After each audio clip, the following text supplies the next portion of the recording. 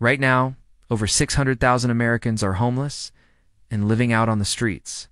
Some of them have been there for years. And the sad part is, we just keep getting worse.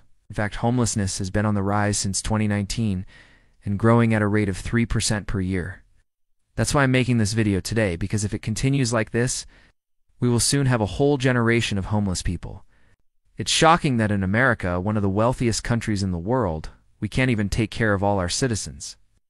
And even more shocking is that in certain cities, it's become totally normal to walk past a homeless person begging for money. But despite how common it's become, it's not normal at all. There's nothing normal about seeing an innocent person go through something so traumatic. That's why I'm going to show you what's really happening right now in America with the homeless epidemic. Because after you see what's really happening, you'll understand why millions of Americans are scared and what they're doing right now to protect themselves. But before we go into that, I want to tell you about my good friend Robert Kiyosaki. Most of you probably know him from his one best-selling book, Rich Dad, Poor Dad, which has sold over 32 million copies worldwide. It's one of the most influential books of our generation. It's teaching us the secrets about money, the financial industry, and how to build wealth. And now he's released a new book called Why the Rich Keep Getting Rich, and it's become an instant bestseller. In this book, Robert reveals the hidden secrets to generating multiple streams of income, becoming financially free, and securing your future. If you haven't heard this yet, we are in the biggest housing bubble in American history. Prices have skyrocketed over the last few years, doubling in some areas. But with rates now going up, prices are starting to fall. That means if you invest now, you might be able to buy low. And the best way to do that is by investing in real estate. Robert explains in his new book, many wealthy people built their fortunes by investing in real estate. However, most investors don't do it correctly, especially when things get tough. The truth is, recessions are actually the best time to find amazing deals and make the most profit. So if you want to learn how to take advantage of this unique opportunity and start building your own real estate portfolio, you need to check out his new book, Why the Rich Keep Getting Rich. When I read the book, it blew me away. He goes through step by step exactly how to start investing and how to invest in yourself. It's honestly one of the best books I've ever read, and I highly recommend it to anyone who wants to achieve financial freedom. Now let's get back to the video. For those who don't know, over the last 2 years, we've seen the homeless population grow at a rate of 3% each year. Sounds pretty small, until you realize that's 20,000 people every single year. On top of that, life expectancy has been declining since 2018 and only getting worse.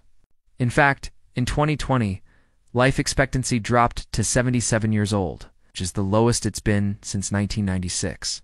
And according to CDC data, the leading causes are heart disease, cancer, and accidents. All of this is really bad news, but it doesn't stop there. We also have a major mental health crisis in our country. According to the National Alliance on Mental Illness, nearly 1 in 5 U.S. adults live with a mental illness. And another study shows that 60% of Americans will experience a mental health crisis in their lifetime. But the biggest problem is that most people who need help never get it. That's why mental illness is one of the leading causes of death and homelessness. A recent study found that almost half of the homeless population has a serious mental illness. But unfortunately, it seems like we're doing everything we can to make the situation worse. Even though we spend more money on the military than the next 10 nations combined, we continue to cut funding for the homeless and the mentally ill. In fact, over the last 10 years, government spending on homeless services has declined from $14.7 billion to $9.4 billion, which equates to 35 less money. And that's the main reason why so many homeless people end up on the streets. The thing that breaks my heart the most is that it doesn't have to be this way. Many people are already coming together to help solve this problem. For example, a woman named Amber Wigfall created an organization called Love Beyond Walls. Her group partners with local businesses to donate food, clothes, and other essentials to the homeless. They also work closely with shelters to ensure people have a safe place to stay. Since she started her organization, she's helped thousands of people get off the streets and live a more normal life. Or how about Gary, who created a nonprofit called Restoring Broken Windows? This organization was started after he noticed that most homeless people had no way to charge their phones or access the internet. He realized this was a huge barrier to getting a job and getting back into society. So instead of sitting around complaining about it, he did something about it. He set up charging stations throughout the city where homeless people could charge their devices, even went as far as buying laptops and tablets for those who needed them. Since then, over 85% of people he's helped have gotten jobs and moved into permanent housing. These are just two examples of people who are making a difference, but they couldn't have done it without the help of others. And that's why I'm asking you to join me in this mission to help the homeless. There are 3 ways you can do this. First, you can donate money to organizations that help the homeless. Second, you can volunteer your time. And third, you can spread awareness.